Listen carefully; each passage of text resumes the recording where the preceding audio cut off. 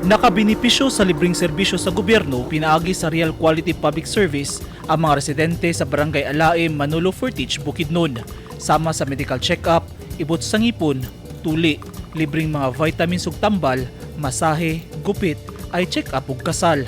Misalmot sab ang Municipal Agricultural Office alang sa libreng bakuna sa mga hayop ug nanghatag sab og libreng similya sa gulay.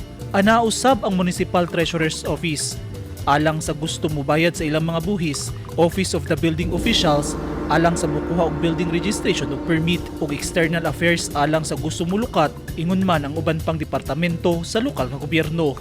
Ubay-ubay sab nga mga inahan ang may donar sa ilang breast milk alang sa oportunidad nga makatabang sa ubang inahan. Aduna say bakuna sa mga bata batok tipdas. Gihimo sulod sa Barangay Covered Court ang Real Quality Public Service niadtong Mayo 26. Ingon ni inisab ang sitwasyon sa Barangay Liling sa Hagonoy, Davao del Sur niadtong Mayo 26. Kay midalit sab og libreng mga serbisyo ang Davao del Sur Provincial Hospital atol sa gihimong medical mission nga inisyatibo sa probinsyal nga gobyerno.